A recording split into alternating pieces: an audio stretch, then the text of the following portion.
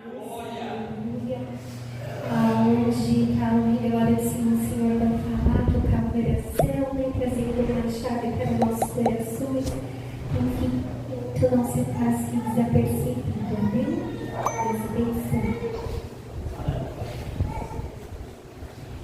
Pai do Senhor, meus irmãos, uma boa noite. Em nome do Senhor, seja glorificado e abençoe a vida de cada um. Aleluia, Jesus. Atos 20, versículo de número 7. Vamos achar? Bem, diz assim: no primeiro dia da semana, nos reunimos com a finalidade de partir o pão. E Paulo pregou ao povo, planejando seguir viagem no dia seguinte. Continuou falando até a meia-noite. E havia muitas tochas iluminando a grande sala, no piso superior, onde estavam os reunidos. Certo jovem chamado Eutico, que estava sentado numa janela, adormeceu profundamente durante o longo sermão de Paulo. Vencido pelo sono, caiu no terceiro andar. Quando tentaram erguer, já estava morto. Contudo, descendo Paulo, debruçou-se sobre o rapaz e o abraçou, declarando: não vos alarmeis, pois a sua alma vive. Em seguida, subindo novamente, partiu o pão e comeu. Depois continuou a pregar até o alvorecer, quando saiu para continuar sua jornada. Então conduziram vivo o rapaz, e sentiram-se extremamente confortados. Amém, meus irmãos? Meus irmãos, essa é uma história onde Paulo ele estava em uma das suas viagens missionárias. E Paulo ele reuniu o povo e eles iam fazer o culto de Santa Ceia. Eles iam ministrar a Santa Ceia naquele dia. E a palavra de Deus vai dizer que tinha um rapaz, um homem, chamado Eutico. E Paulo estava ali pregando. E a palavra de Deus vai dizer que Paulo passou um pouco de tempo. Paulo já era meia-noite. E Paulo ainda continuava pregando. Paulo tinha passado do tempo da mensagem. E quando Eutico entra naquele lugar, a palavra de Deus vai dizer que ele estava lá em cima. Ele estava no terceiro andar daquele lugar. E Eutico ele vai e se assenta na janela. E quando Eutico se assenta na janela, Paulo continua pregando aquele sermão. E aí a palavra de Deus vai dizer que Eutico sente sono. Eutico sente sono. E Eutico ele cai pela janela. E ele cai e ele morre lá embaixo. E aí Deus ele trouxe uma revelação, uma lembrança de algo aqui. E Eutico, ele pode observar, irmãos, que aqui Eutico ele estava sentado na janela. Então, Marcos, Eutico ele estava vendo o lado de dentro. E Eutico também estava vendo o lado de fora. E Eutico, aí veio no meu coração, será que Eutico ele estava observando? Ou será que Eutico ele estava contemplando aquilo que Deus ele estava fazendo? Porque se você está observando, você vai saber tudo o que está acontecendo aqui dentro. Mas se você estiver observando, se você estiver contemplando, você vai contemplar as coisas do céu. Você vai ver o que o céu está fazendo aqui neste lugar. É totalmente diferente de olhar e contemplar. E aí, eu acho que a palavra de Deus ele fala assim, ó, ele sentiu sono. Então, irmãos, ele estava observando. Olha só o que faz. A gente muitas das vezes entra dentro da casa do Senhor. A gente está aqui dentro, mas a gente não está contemplando aquilo que Deus está fazendo. A gente está observando. E aí, meus irmãos, o que acontece? A palavra de Deus vai dizer que hoje ele está olhando para o lado de fora. E muitas das vezes as coisas aqui fora têm atraído os nossos olhos. O que tem atraído os seus olhos nesses dias? Você está observando ou você está contemplando? O que tem atraído o seu olhar? O que tem tirado você da realidade espiritual? O que tem deixado você muitas vezes nem quente e nem frio, muitas vezes morno? Meu Deus. O que tem deixado você muitas das vezes? Olha, irmão, eu estou mal, eu estou desse jeito. O que tem tirado a linha do seu altar? E o Senhor começou a falar no meu coração, porque a palavra de Deus vai dizer que ele sentou e ele observou, mas o sono veio. E ele caiu e morreu. Estava dentro do lugar santíssimo, estava ali ouvindo a palavra de Deus. Estava ali contemplando tudo aquilo que Deus estava falando. Mas adormeceu e caiu para o lado de fora. Irmão, se ele tivesse caído para o lado de dentro, eu tinha certeza que tinha muita gente ali para socorrer e ajudar. Tinha muita gente ali para pastor para ir lá pegar o óleo e colocar nas feridas. Eu tinha certeza que se ele tivesse caído do lado de dentro, tinha uma mesa esperando ele para ele ser curado. Mas ele caiu do lado de fora. E aí, quem vai ajudar do lado de fora? Quem vai estender a mão do lado de fora? Só que Deus ele é tão misericordioso que vai dizer assim, ó. Contudo, descendo Paulo, debruçou-se sobre o rapaz e o abraçou, declarando: não vos alarmeis, pois a sua alma vive. Mas Paulo parou tudo. Paulo parou o culto por causa dele. Estava no culto de Santa Ceia, celebrando o corpo de Jesus e seu sangue. Paulo parou tudo. Parou tudo que ele estava fazendo, parou o culto, desceu até lá.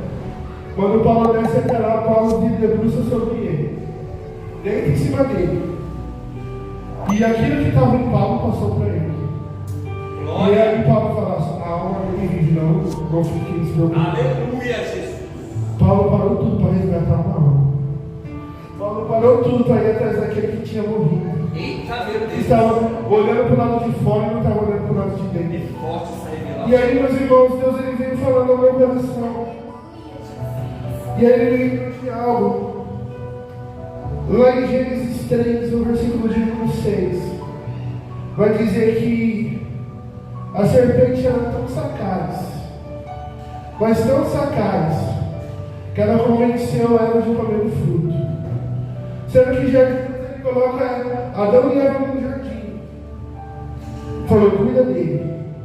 Eles podiam observar, eles podiam cultivar, eles podiam fazer tudo naquele lugar. Mas eles estavam de olho no fruto. Estavam olhando para o fruto, estavam olhando aquilo que não era para olhar, que não era para comer. Deus ele existe só uma ordem, Deus ele só deu uma ordem. Não é para comer do fruto dessa árvore que estava no meio do jardim. E eles estavam, eles observavam tudo aquilo que estava à sua volta. Eles observaram o fruto. E foram comer do fruto que estava no meio do jardim que não era para comer. Meu Deus. E o que aconteceu? Deu ao seu esposo para que seu esposo também comesse. E aí Jesus veio no lugar do encontro. Na hora nona, no mesmo lugar que todo dia Jesus vinha e falava face a face com eles. Você tem noção de você ouvir Deus frente a frente com você todos os dias? Você tem noção disso? E eles foram. E Jesus aparece para eles, Jesus fala: não, onde tu estás? E ela não estava no lugar do encontro. Olha só que muitas das vezes a gente observar vai nos tirar do lugar do encontro que Deus está.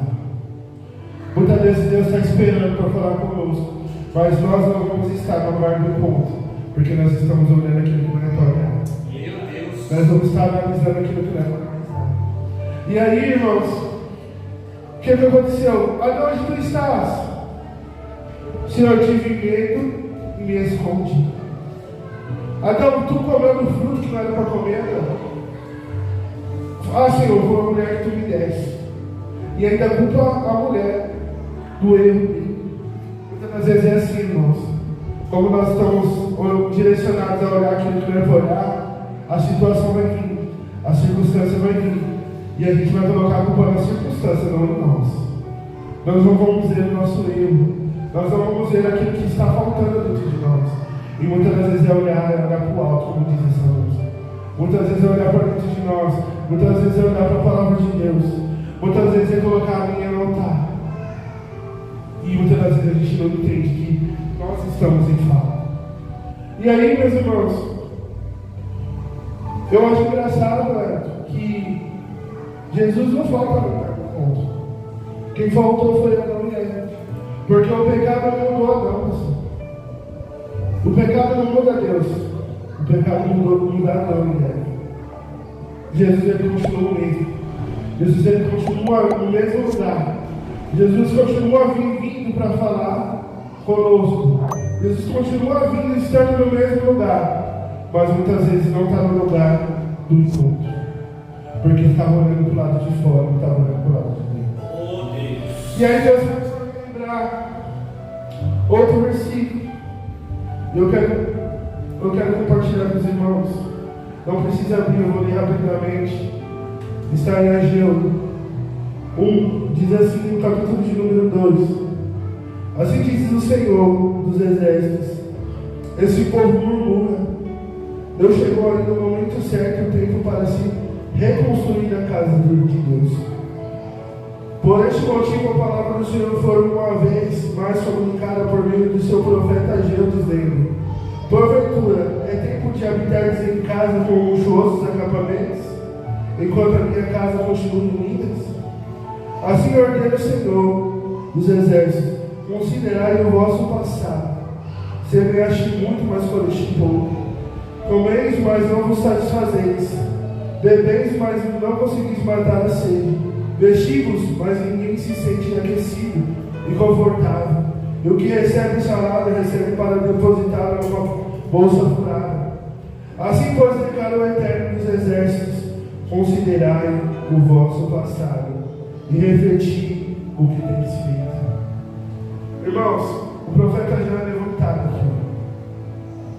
Num tempo onde o povo estava olhando casas luxuosas, a palavra de Deus era fala. E vamos trazer para a nossa realidade. Casa luxuosa muitas das vezes pode ser o material, carro, casa. Mas aqui eu creio que ele estava falando de coisas que nós desejamos, coisas que o nosso coração deseja, coisas grandiosas. Eu prefiro de uma casa assim, eu preciso ter um dinheiro para fazer isso, eu preciso daquilo. Aqui está falando de uma reconstrução. Por que eu não essa palavra? Porque eu te olhou para o lado de fora e talvez eu te esteja olhando para isso. Talvez eu te estava olhando algo grande. Talvez eu te olhou para fora e viu: pô, eu poderia ter uma casa como essa, luxuosa, cheia de riqueza. Pô, essa casa do jeito que eu quero, do piso que eu quero, da forma que eu quero. Mas não, eu creio que ele também estava olhando para o lado de dentro, o espiritual. Ansiando grandes coisas, grandes altares, ansiando uns sonhos. Mas olha que há tempo para. Olha o que está escrito aqui, ó. Porventura, é tempo de habitar em casas com luxuoso acabamento, enquanto a minha casa continua em ruínas. E eu vou te perguntar algo nessa noite: como é que está seu coração? Como é que está o seu espiritual? Talvez você está querendo outras coisas e o seu espiritual está morto, como eu que caiu naquele telhado. Meu Deus. Como é que está dentro de você? Como é que está a sua vida interior? Talvez você está chateado, talvez você não consegue liberar um perdão, talvez alguma coisa aconteceu que te chateou e você não consegue ser o mesmo. Talvez você não consegue orar da maneira que você orava. Como é que está dentro de você? Como é que está o seu coração, a sua alma? Como é que está a sua vontade? Lá em Levítico 6:13 fala que o sacerdote todo dia, ele ia ao altar, ele retirava a lenha e levava para um lugar limpo.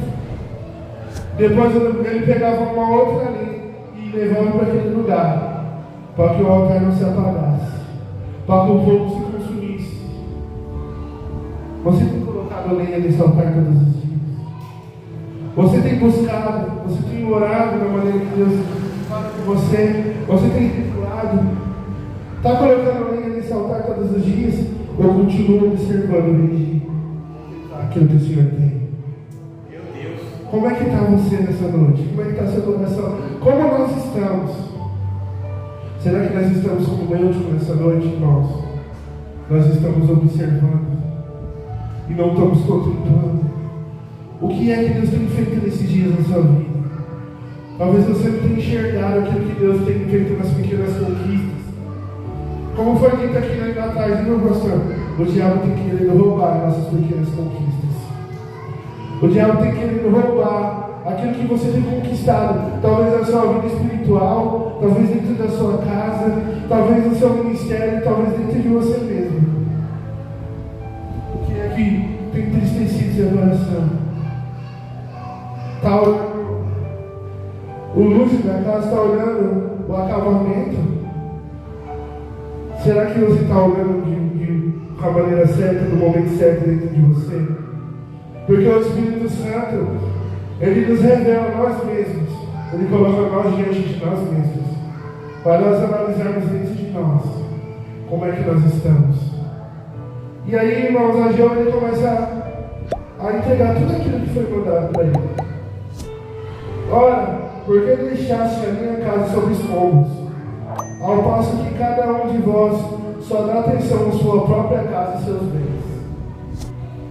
Será que você tem olhado só para você mesmo? Muitas das vezes nós somos assim, irmãos. Nosso irmão está com problema do nosso lado, passando diversas situações, e nós estamos presos na nossa vida, nós estamos amarrados nos nossos problemas, e não entendemos que nosso irmão que está do nosso lado também tem problema, também passa por situações difíceis, e nós todas as vezes nós estamos do lado, nós não ajudamos porque estamos olhando para nós mesmos. Você entendeu que olhar não é a mesma coisa do que contemplar?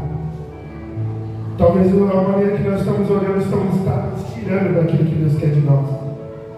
Então nessa noite, meu irmão, minha irmã, não seja como eu, não sejamos como eu, estando dentro da casa do Senhor, e nós não estamos observando da maneira certa, nós não estamos contemplando aquilo que Deus ele está fazendo.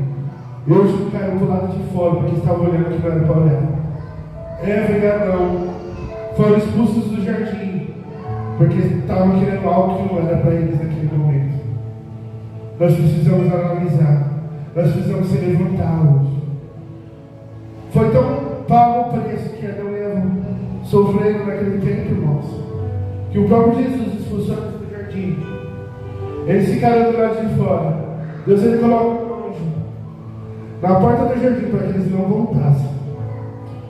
Foi tão grande o preço que eles pagaram por estar olhando aquilo que não devia olhar, por estar observando e não contemplando. Não sei se vocês estão entendendo a mensagem dessa noite. Estou entendendo, Jesus. Se você está entendendo aquilo que Deus está falando, talvez está observando, não é para observar, é para você contemplar aquilo que Deus está fazendo.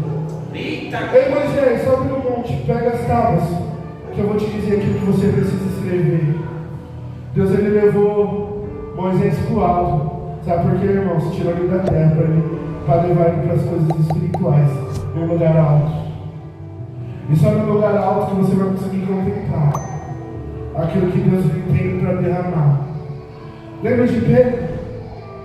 Jesus fala para ele assim: Pedro, pega o barco e afasta da terra. Sabe por quê, irmãos? Jesus conhecia quem era Pedro. Jesus conhecia o coração de Pedro. Sabia que se Deus afastasse ele dali, ele nem ia ficar pensando nos peixes. Porque Pedro, quando Jesus afasta, ele fala: Senhor, eu sou um homem puro, eu sou pecador. Ele não estava olhando a quantidade de peixe que ele ia pegar. Ele estava entendendo que o céu estava diante dentro do barco dele. Ele não estava observando. Pedro estava contemplando aquele dia. Pedro, peraí, Jesus está dentro do meu barco. Por que eu vou querer saber de peixe? Sendo que o céu está dentro do barco. Você está entendendo, irmãos? O céu muitas vezes está dentro da sua casa, está dentro da casa de oração, e está observando em vez de contemplar a graça e o poder de Deus. Por que Pedro vai olhar o peixe? Sendo que ele sabia que o peixe era a demonstração da graça. Os peixes que Pedro resgatou, irmão, ele já sabia que aquilo ali era graça, que era o próprio Deus abençoando ele. Por que ele ia ficar, Marcos, observando os peixes, se o céu estava no barco? O céu estava lá, Jesus estava lá. Afasta só mais um pouquinho que eu quero te levar mais profundo. Afasta só mais um pouquinho que eu quero te mostrar o céu dentro da sua casa. Afasta só mais um pouquinho. Não fica observando, não, irmãos. Contempla aquilo que Deus ele tem para nós. Eu não vou me estender, irmão, senão não vai ser eu. Não vai ser o Espírito Santo falando. Então, irmãos, nessa noite, guarda essa palavra no seu coração. Você está sentado na janela. Você vai observar o lado de fora ou o lado de dentro. Guarda essa palavra no seu coração. Não viemos fazer como o Eutico fez. Coloca a minha nesse altar aí. E começa a praticar. Começa a contemplar aquilo que Deus ele tem para nós. Aquilo que Deus tem para você. Amém, irmãos? Recebe essa palavra no seu coração, as palmas ao Senhor. Amém.